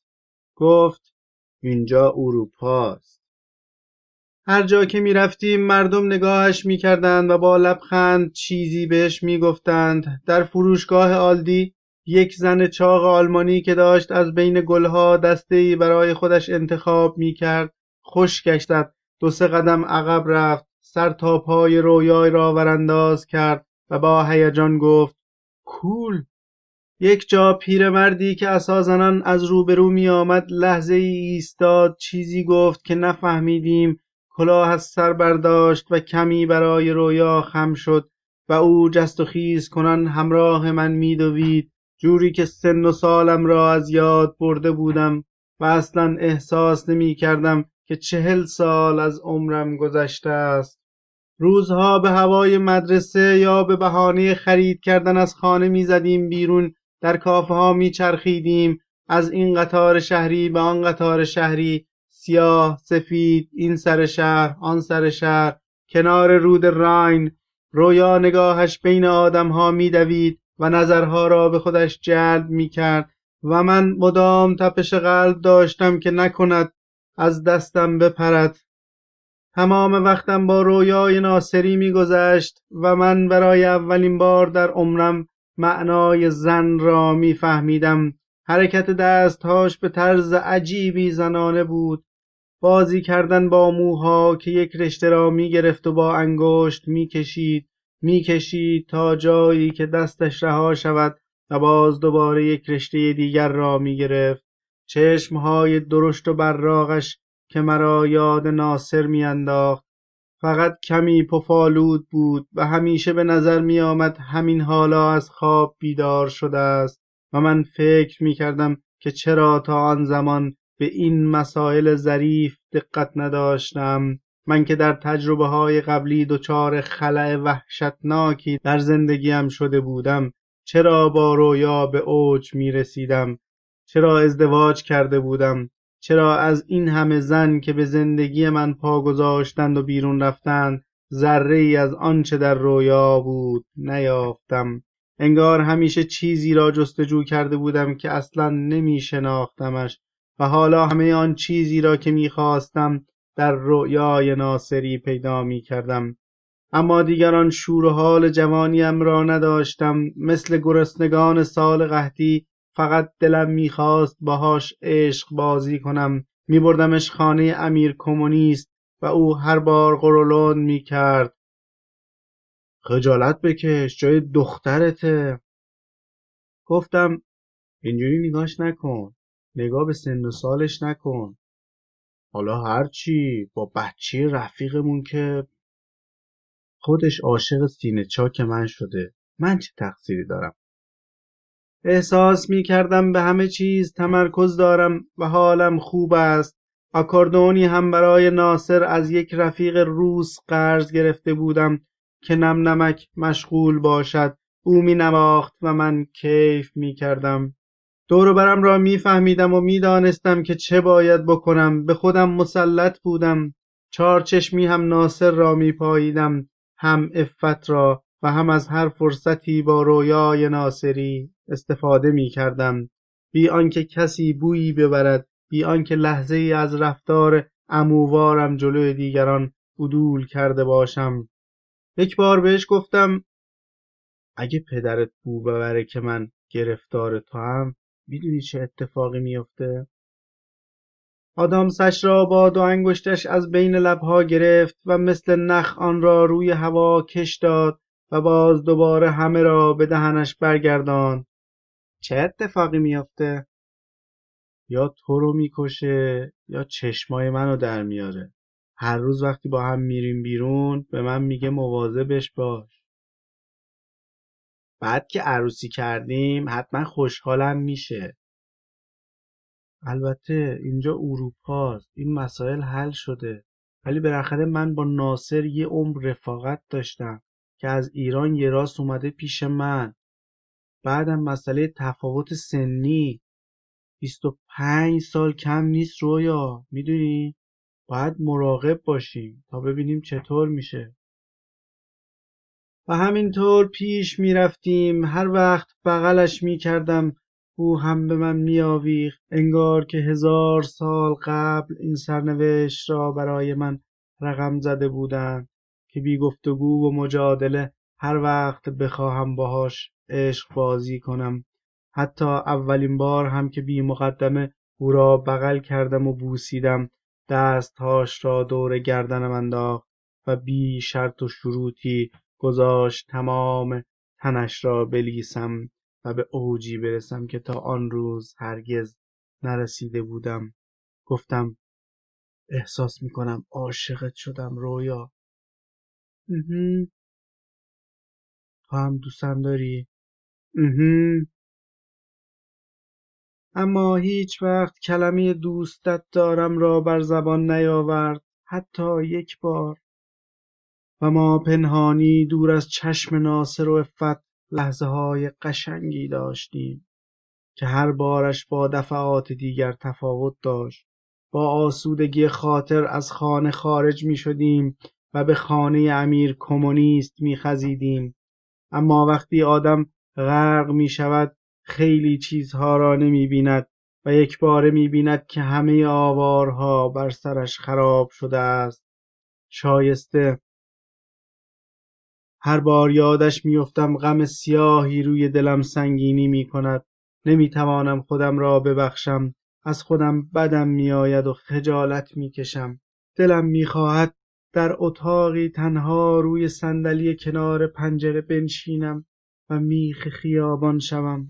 نمی توانم با وجدانم کنار بیایم و ذهنم همیشه مزه تلخ سیگار مانده می دهد. شایسته مهدوی گفت واقعا عاشقش بودی؟ من 2 بار عاشق شدم. بار اول که عاشق فخری شدم 15 ساله بودم، اما بار دوم عشقم 15 ساله بود و هر 2 بار هم در عشق شکست خوردم. پدر گفت بذارید فساد دنیا رو بگیره تا امام زمان زودتر ظهور کنه و عکس برادرش صادق امانی را از لای قرآن در آورد، با حظ نگاهش کرد و بعد به همه نشان داد. مردی با سر تراشیده، چشمهای وغزده و صورت استخوانی، گردن باریکش را دراز کرده بود که برود توی دوربین عکاسی، اما آن لحظه عکس شده بود و در روزنامه‌ها به چاپ رسیده بود با شماره‌ای بر سینه‌اش و تیتر بزرگی بر روزنامه: یکی از قاتلین نخست وزیر. مدتی بعد صادق امانی با چند نفر دیگر اعدام شدند و زمانی که کار کمپانی بی اف گودریج بالا گرفت، پدر این چیزها را به فراموشی سپرد و همه تلاشش را می کرد که به دربار نزدیک شود، حتی تا یک جاهایی هم پیش رفت، اما عملا نمی گذاشتند. فقط در سفر حج با شاه هم سفر بود و عکسی با او به یادگار گرفته بود، با حواله های سفید اهرام و نگاهی ارادتمندانه به شاه. پدر به ایرج اشاره کرد و شمرده گفت: مورچه شاه داره، زنبور شاه داره، مگه میشه مملکت بدون شاه باشه؟ تو گفتی، ولی آمریکا که شاه نداره. مزخرف نگو بچه، شاه ما زمانی میاد که فساد دنیا رو بگیره. میلرزیدم و سراپا هوس بودم. در فرصتی که عفت از خانه بیرون رفته بود، رویا را به اتاقم کشاندم و همانجا پشت در ایستاده شروع کردم. با یک دست تنش را نوازش می کردم و با دست دیگر در اتاق را می بستم. رویا گفت: اینجا؟ گفتم: آره عزیزم، پدرت خوابیده. و همین جور که حرف می زدم با دستهام دامنش را بالا می دادم و با لبهام دکمه های بلوزش را باز می کردم. می خواستم تمام صورتم را در پستانهاش فرو برم، با سرم زیر گردنش را قلقلک بدهم و با دستهام همه تنش را دور بزنم. اما نمی دانستم چه می کنم. در اتاق را مثلا قفل کرده بودم و خیال می کردم که در اتاق قفل است. خیال می کردم لای در باز نمانده. خیال می کردم که رفیق قدیمیم ناصر روی تخت به خواب رفته و من می توانم در خلوت خود رویای ناصری را برهنه کنم، به رخت خواب بکشم، لای ملافه سفید با تپش‌های تند قلبش نفس نفس بزنم، بمیرم، زنده شم، بمیرم. نمیدانم چرا یک بار برگشتم. ناگاه چشمم به ناصر افتاد. لای در باز مانده بود و من جایی بین شهوت و مذهب پرپر می زدم. قلبم داشت منفجر می شد و حادثه‌ای در گوشم تیر می کشید. آن لحظه وحشتناک عکس شد و برای ابد به دیوارهای ذهنم آویخت. عکس دیواری که فرو می‌ریخت و من همراه آن دیوار به اعماق دره‌ها سقوط می‌کردم. عکس ناصر ناصری که پشت در اتاق روی ویلچیرش بیهوش شده بود. عکس ملافه‌ای که وقتی من آن را می‌کشیدم تا دور خودم بگیرم، رویا برهنه می‌ماند و وقتی رویا آن را می‌کشید، من وسط اتاق لخت می‌شدم. عکس آمبولانس و عکس ویلچری که کنار پنجره برای مدت‌ها ماند. کاش زمین دهن باز می‌کرد و مرا می‌بلعید. کاش آن صحنه وحشتناک را نمی‌دیدم تا 4 سال تاوان سیاهش را بپردازم و باز هم نتوانم خودم را از شر کابوس‌هاش خلاص کنم. مجید تفی به کفشش زد و دوباره پرسید: آقای مهدوی، ما داریم کجا میریم؟ مهدوی مشتی پسته توی دستهای مجید ریخت و همینجور که میخورد گفت: اصلاً چی باعث شد که افتادی توی اون آسایشگاه لعنتی؟ اگر ممکن است توی یک پمپ بنزین نگه دارید، من سیگار بگیرم. مهدوی داشبورد را باز کرد و یک بسته سیگار بیرون آورد. بفرما، بکش، ببین به کجا میرسی. باز تنها شدم و این بار از همیشه بدتر بود. عذاب وجدان داشتم. از خانه بیرون نمی رفتم. توی آینه که به خودم نگاه می کردم خجالت می کشیدم. شبها خوابم نمی برد. با قرص خواب، آن هم با 1000 مکافات، به خواب می رفتم. اما کابوس راحتم نمی گذاشت. تو را به خواب می دیدم که پیپ می کشیدی و انگشتت را به طرفم تکان می دادی بی آنکه صدات را بشنوم. ناصر را می دیدم که با صندلی چرخدارش در سراشیبی کوهی با سرعت پایین می آمد و من راه فراری نداشتم. با سرعت می آمد و وقتی نزدیک شکمم می رسید از خواب می پریدم و احساس می کردم معده‌ام درد گرفته است. نصف شب پا می شدم و شربت آلومینیوم می خوردم. اسیر شده بودم و نمی دانستم چه کنم. هیچ کس به سراغم نمی آمد. دیگر تلفن هم زنگ نمی زد. خبر رویای ناصری و حاملگیش همه جا پیچیده بود و مردم با نفرت نگاهم می کردند. فقط گاهی امیر کمونیست به من سر می زد تا اینکه ناخوش شدم و آن همسایه ابلهم را زدم. مهدوی گفت نگفتی و برگشت توی چشمهای مجید نگاه کرد. میگفتی چی؟ و سیگاری به لب گذاشت. مهدوی براش فندک زد. چرا زیر چشات پف کرده؟ دست به جیب کتش برد و جعبه قرص را بیرون آورد. مال ایناست. روزی 3 تا باید بخوریم. 100 تا میدن برای 33 روز. روزی 3 تا. مهدوی پوست پسته‌هاش را از شیشه ماشین بیرون ریخت و سر برگرداند. اگه نخوری چطور میشه؟ تعادل ندارم. آرامش ندارم. منگم. چه میدونم. باید بخورم. بدجوری کیسه زیر چشاتو آویزون کردن. مجید دست به جیب بغل کتش برد. آینش را بیرون آورد. اول قورباغه آمد و بعد خودش جان گرفت. به یقه و سرشانه ها نگاه کرد. نه ذره خاکستری، نه شوره سری، هیچ لکه‌ای بر یقه سیاهش ننشسته بود. با این حال با پشت دست یقه و سرشانه ها را تکاند. بعد به صورتش نگاه کرد. قوس کبود زیر چشم ها پف کرده بود که پیرتر نشانش بدهد. امیر کمونیست به شوخی می گفت 2 تا لیوان آب تهران همه اینا رو صاف و صوف میکنه. چروک صورت و پف زیر چشمها را با 2 تا لیوان آب می شود به جایی رساند، اما صدها خال موی سفید لای ریش و سیبیل را چه می شود کرد با 2 تا لیوان؟ گذاشتم کمی ریشم بلند شود که وقتی به ایران برگشتم یاد قیافه قبلیم نیفتم که دلم برای خودم تنگ شود. کمی هم میخواستم نزدیک به آدمهای آنجا باشم. چه میدانم، یک قبض ریشه مرتب تر و تمیز ساز کردم به نشانه این که ما اهل صلح و صفاییم. به اسد میگویم اوضاع مرا رو به راه کن برادر. من که آن همه دنبالم بوده اید، حالا با پای خودم برگشتم. آن همه برای سر من جایزه گذاشتید و در لیست سیاه اسمم را تکرار کردید. اسمم را خط بزنید. زدم به سیم آخر و آمدم.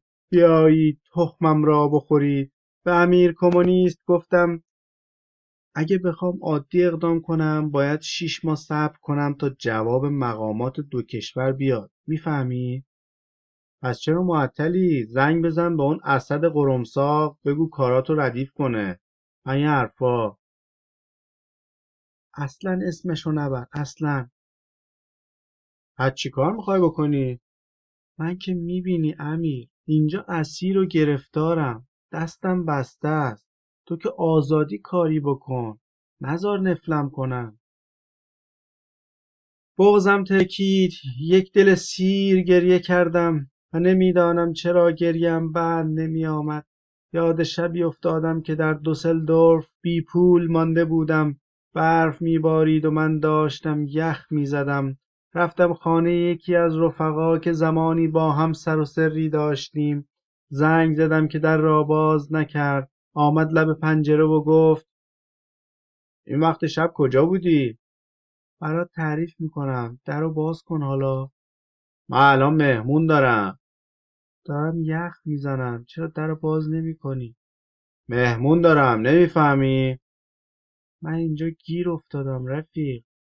ببین مجید اینجا اروپاست. تو باید یاد بگیری که توی اروپا اول تلفن میزنن، قرار میذارن، بعد میرن خونه رفیقشون. امیر بغلم کرد و دستش را به کتفم کوبید. آرام باش مجید، مرد که گریه نمیکنه. پدر بالا سرم ایستاده بود و میگفت مرد که گریه نمیکنه، گریه مال دختراست. و انسی گریه میکرد. گفتم دیگه خسته شدم، میفهمی؟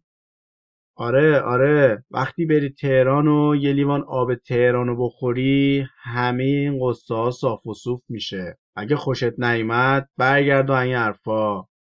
آره برمیگردم، من دووم نمیارم. بوی وطن را از سرشانه کتش به درون کشیدم و نفسم حال آمد. بوی خاک باران خورده میداد، بوی آمیخته شب در و نان. نمیدانم چرا بوی وطن میداد. پدرت بهت میگفت کمونیست بیدین، یادته؟ حمام عمومی سر نیاوران رامون نمیدادن. یارو میگفت از پذیرفتن شما 2 نفر معذوریم، شما کمونیستا حموم ما رو نجس میکنید. هر دو با صدای بلند قهقه زدیم و رفتیم توی خاطرات آن سالها. ادای عبدالناصر را در آوردیم و باز قهقه زدیم.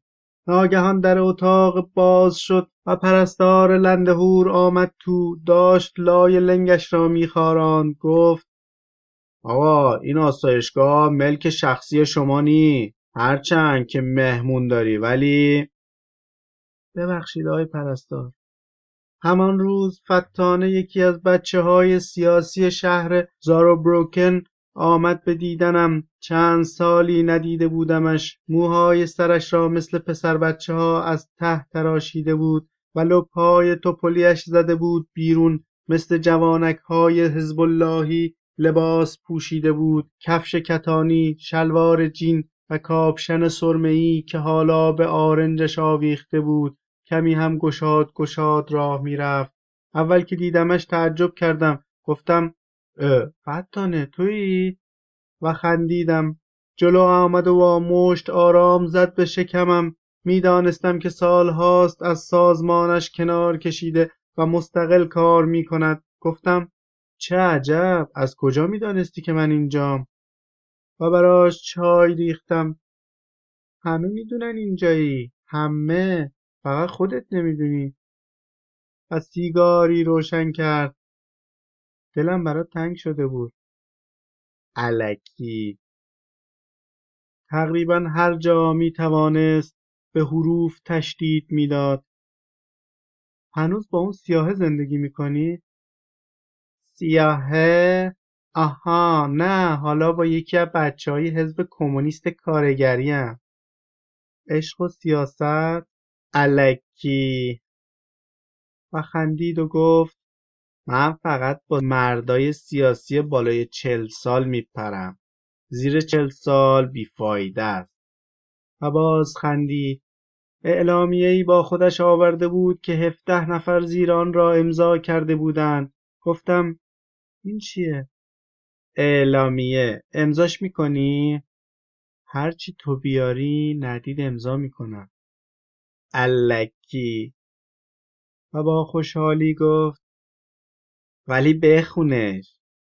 بیانیه‌ای بود که در آن رژیم جمهوری اسلامی محکوم شده بود و امضا کنندگان خواهان 2 مورد روشن و صریح شده بودند که من با هر 2 مورد آن موافق بودم.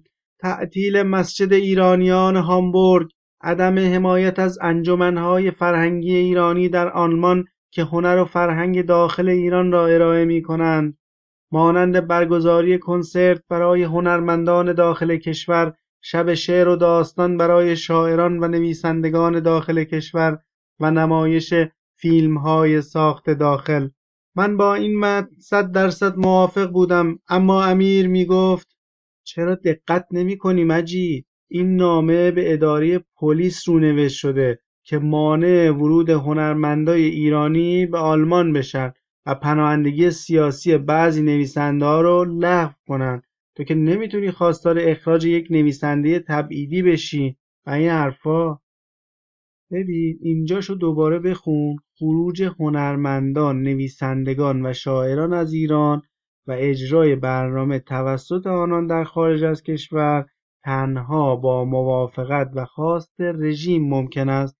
جمهوری اسلامی که در داخل کشور از هیچ گونه فشاری بر هنرمندان و روشنفکران دریغ نمی کند، با اجازه به برگزاری برنامه‌های خنثی در خارج از کشور از آنها برای بزک چهره خود بهره می‌گیرد. امیر کمونیست گفت: خب ما تکلیف رو نفهمیدیم. نویسندگان داخل در فشار هستن یا نیستن؟ اصلا خودتون میفهمید چی میگی؟ خجالت آوره. ننگه که شما از پلیس آلمان تقاضا کنید مانع ورود روشنفکرای تحت فشار شوند. فتانه آمد جلوی من جوری که امیر نفهمد و تقریباً با صدای بلند پرسید: این یارو کیه؟ راستی من شما رو به هم معرفی نکردم. امیر براتیانی معروف به امیر کمونیست. این هم خانم فتانه نیازی. فتانه یک مشت دیگر زد و این بار محکمتر. خانم خودتی. کمی تا شدم و خودم را عقب کشیدم. آره فتانه خالی. و خندیدم. فتانه شروع کرد به قدم زدن. گشاد راه میرفت. انگار یک نارنجک توی شورتش مخفی کرده باشد. امیر گفت: چه صدای قشنگی داری. فتانه بهش اخم کرد و به من گفت: به این رفیقت بگو درشو بذاره. امیر کمونیست جا خورد. ما که چیزی نگفتیم خانم جان. فتانه انگشت شستش را بهش حواله داد. بیلخ. من با سر به امیر اشاره کردم و باز برای فتانه چای ریختم. لحظاتی در سکوت گذشت. امیر با صدای آرامی گفت: به هر حال این اعلامیه ضد حقوق بشر و ضد هنرمندان و نویسندگان ایرانه. و از این حرفا اصلا چه لزومی داره علیه نویسندگان مملکت خودمون به پلیس آلمان شکایت کنید؟ فتانه حالا روی میز نشسته بود و پاهاش را گذاشته بود بر لبه صندلی خالی امیر که داشت قدم میزد. گفت: منظور از هنرمندا و نویسندگان چه کسانی باشن؟ چه میدونم، من که از هیچ کدومشون خوشم نمیاد، ولی دشمنی هم باهاشون ندارم. توته هم براشون نمیچینم. این حرفا.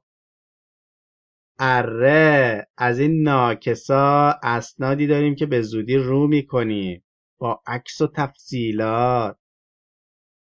ببخشید خانم، من مایلم بدونم شماها همتون اصلا کی هستید. حیف نیست دختر زیبایی مثل شما که این حرفایی رو بزنه.